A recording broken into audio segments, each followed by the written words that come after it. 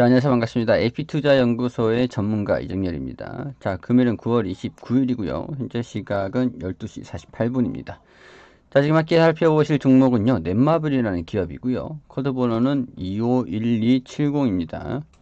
자, 넷마블 최근에는 국내 증시 조정으로 인해서 조정폭이 조금 있었습니다. 자, 22평선을 좀 이탈하면서 하단 구간에서의 지지 구간을 좀 버텨주고 있는 그런 양상을 보여주고 있는데요. 이런 부분은 제가 지난 영상에서도 좀 계속 말씀드렸던 부분입니다. 자, 여기에서 그래도 지지 구간을 좀 버티고 있다는 부분들은 추가적인 하락보다는 이제는 추석 연휴가 오늘 추석 연휴 이전에 마지막 거래일이죠. 그리고 연휴가 있고 10월 5일에 월요일부터 다시 거래를 할 수가 있습니다.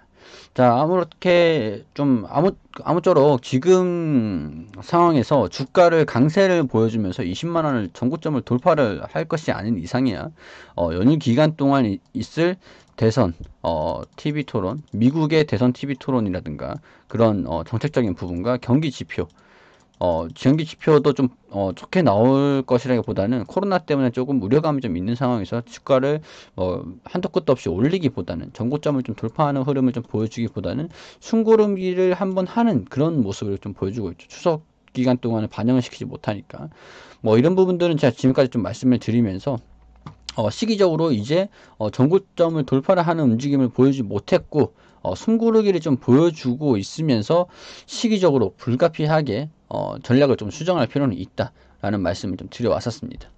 자, 시기적으로 지금 이제 29일 오늘 거래가 좀 되면은 이제 30일부터 추석 연휴에 들어가게 되고 10월 5일부터 이제 거래가 되죠.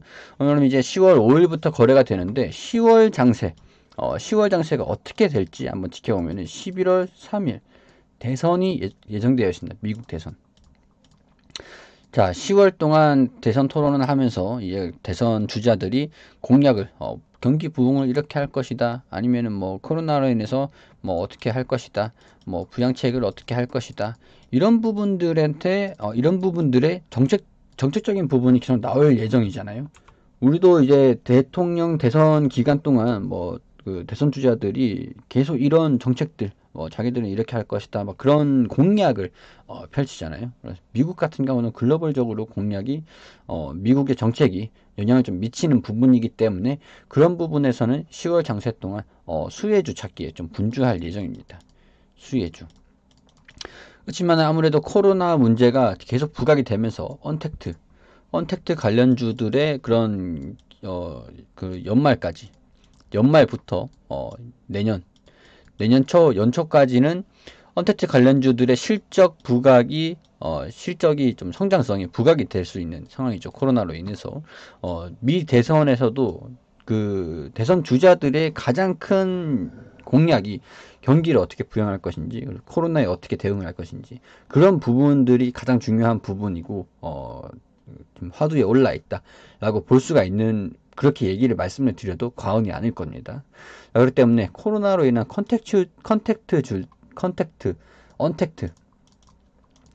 언택트 관련주들의 대장주의 흐름들은 계속 지속적으로 연말까지는 지켜볼 필요가 있다. 대선은 11월 3일에 진행이 되는데 거의 연말이거든요. 그리고 12월, 자, 12월 정세를 말씀을 간략하게, 뭐 지금 좀 시기적으로 이르긴 하지만, 대선에서 이제 대통령이 선출이 되면은 그 대통령이 이때 이제 공약을 이행할 수 있는 단기적으로 경기를 부양할 수 있는 미 정부에서도 부양책이 나올 겁니다. 부양책. 자, 연말 크리스마스 시즌이고 연말 산타랠리도 있고 연말 시즌에서는 소비가 촉진되는 그런 효과가 있잖아요. 통상적으로 10월에는 변동성이 큽니다. 미국 대선이 예정이 되어 있는 보통 통상적으로 11월 2일에서 8일 정도 수준에서 미 대선이 좀 이루어지기 때문에 10월에는 변동성이 좀 높은 이런 수혜주 찾기 아니면 악재 이런 정책적인 부분에서의 악재적인 부분은 주가가 좀 빠질 수도 있는 부분이기 때문에 그런 부분들. 그렇지만 이제 12월부터는 제가 연말을 한번 말씀을 드렸었는데 뭐 넷마블 연말까지 바라고 뭐 이렇게 말씀하시는 분들도 계셨습니다. 그래서 뭐 제가 분석이 틀린 거를 인정해라 이렇게 말씀을 드리는데 뭐 틀렸다면 틀렸을 틀렸다고 말씀을 드릴 수도 있죠. 여기서 고점을 돌파를 하지 못하고 글로벌 증시가 빠지는 그런 모습을 보였으니까. 일단 결론만 말씀을 드리면은 12월에 부장책 또 나와줄 것이고 산타랠리라든가 소비가 촉진되는 산타랠리 효과들 그런 것들을 연말에 좀 기대를 해볼 수 있는 그런 부분이다. 그렇기 때문에 굳이 지금 주가가 좀 빠지더라도 이렇게 막 불안할 필요는 없고 연말까지는 좀 볼 필요는 있다라는 부분을 말씀을 드리는 거죠. 그리고 제가 항상 말씀을 드리는 게 지금 코로나 시즌, 코로나로 인해서도 그렇고 뭐 우리가 주식이라는 것 자체의 특성상 주가가 올라갈 수도 있겠지만 항상 떨어지는 것도 염두를 할 필요는 있다고 말씀을 드리면서 지금 뭐 넷마블의 주가는 이때 당시에는 좀 비싸다라고 말씀을 드려 왔었습니다. 제가 비싸다고 말씀드려가지고 조정받은 걸로 이렇게 하면은 제가 맞는 말 한 거잖아요 라고 말씀을 드릴 수도 있죠. 그런 부분에서의 주가가 어떻게 움직이는지는 뭐 사실 크게 의미는 없어요. 제가 점쟁이도 아니고. 그렇지만 이 전략을 수정해 나가면서 이 기업을 따라가는 것이 중요하다라는 부분들 좀 부각해서 말씀을 드리고 싶은 건데 그 전략의 수정은 계속 이루어질 수밖에 없는 겁니다. 시기적으로. 우리가 매일매일 오늘 9월 29일 매일매일 9월 29일에 사는 건 아니잖아요. 이게 28일도 있었고 27일도 있었고 이렇게 시간이 좀 흘러가면서 이 시간적인 부분에서도 증시의 대응이 상당히 많이 필요한데 앞으로의 우리 시간도 흘러갈 겁니다. 그렇죠. 여러 가지 이슈들이 나오면서 시기적으로 그런 대응이라든가 이슈들이 계속 변화를 하는데 거기에 맞춰서 우리도 변화를 해가야죠. 주식도 계속 하루하루 다르게 흘러가는 거니까. 자, 주식이라는 것이 이 가격에 사면 이 가격이 고정되는 게 아니잖아요. 그렇기 때문에 뭐 이 가격에 사면은 무조건 올라간다. 그런 부분보다는 올라갈 수도 있고 떨어질 수도 있고 떨어진다면 왜 떨어지는지 어떻게 하면 올라갈 것인지 올라간다면 어디까지 올라갈 것인지 뭐 고점은 어디인지 그런 부분에서의 대응은 시시각적으로 어떻게 변화되는 거에 따라서 그 변화에 맞춰서 가야 한다는 말씀을 드릴 수밖에 없을 것 같습니다. 결론적으로 제가 말씀드리고 싶은 것은요. 넷마블이라는 기업이 연말에도 실적이 그렇게 나쁘진 않을 겁니다. 연말에도. 대신 이제 실적을 체크를 하고 넘어가는 그런 흐름을 좀 보여주긴 하겠죠. 왜냐면은 주가가 고평가니까. 말씀드렸잖아요, 항상.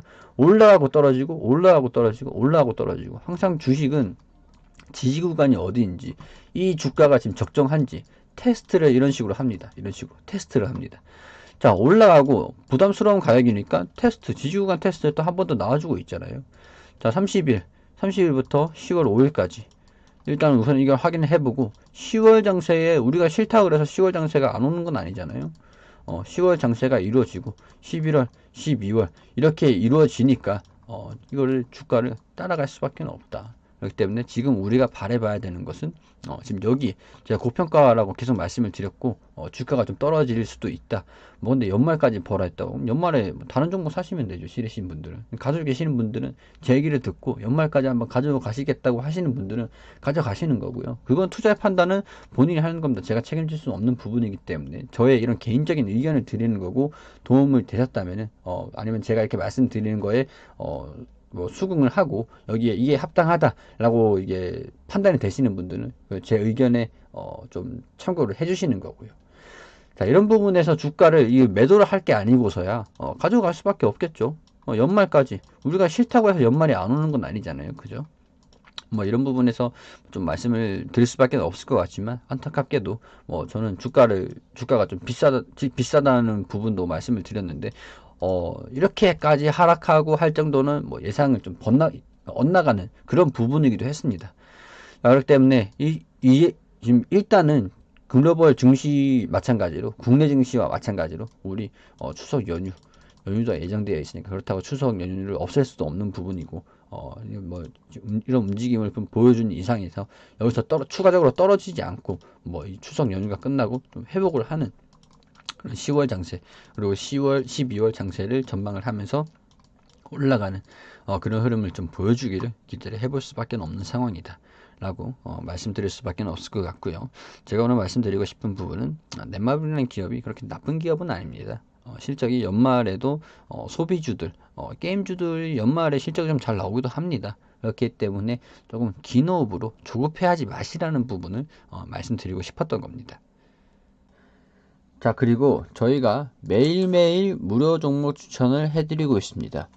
자, 네이버에서 AP투자연구소라고 검색을 하시게 되시면 상단 부분에 링크가 나오게 되시는데, 이 AP투자연구소라는 링크를 클릭해서 홈페이지로 들어오게 되시면 여기 깜빡깜빡 거리시는 라이브 밑에 2020년 무료 추천 종목이라는 카테고리, 이것을 클릭하시게 되시면은 쭉 내려오시다 보시면 저희가 매일매일 이렇게 종목을 추천해드리고 무료로 수익을 좀 제공해드리고 있는 것들을 확인하실 수가 있으신데요. 여기 25일 게시판으로 한번 들어가 보도록 하겠습니다. 자, 들어오게 되시면은 우리 장전부터 시작해서 국내외 시황부터 시작을 해서 9시부터는 종목 추천을 해드리고 있는데요. 자, 9시부터는 자, 현재 시간 9시 원풍물산 현재가 2,900원 기준가로 매수하셔라. 그리고 1차 목표가는 2,985원이고요. 손절가는 2,800원으로 대응하시라고 말씀을 드렸고, 2분에 KPM테크 현재가 6,900원에 매수하시고 1차 목표가 7,100원, 손절가 6,650원으로 대응하시라고 말씀을 좀 드렸습니다. 그리고 4분에 제이시언 시스템이 현재가 8,750원 기준가로 매수를 하시고 1차 목표가 9,010원, 손절가 8,450원으로 대응하라고 세 종목 추천드렸다고 댓글로 이렇게 리딩을 해드리고 있습니다. 자, 그리고 아래로 쭉 내려보시면은 5분에 KPM테크 최고가 7,460원으로 1차 목표가 달성했다라고 이렇게 차트를 통해서 관련 움직임 좀 말씀을 좀 드려왔고요. 그리고 그 이후에 원풍물산도 1차 목표가 3,015원으로 1차 목표가 달성했다라는 부분들 말씀드렸고, 자, 제이시언 시스템도 1차 목표가를 돌파를 했다고 이렇게 그 차트를 통해서 또 호가를 통해서 이렇게 세세하게 추천을 좀 드렸습니다. 수익을 좀 드렸죠. 저희가 무료 종목으로 수익이 좀 필요하신 분들은 들어오셔가지고 도움을 받으셨으면 좋겠다는 말씀 드리면서, 종목이 필요하신 분들은 홈페이지로 오셔서 많은 도움 받아가셨으면 좋겠습니다.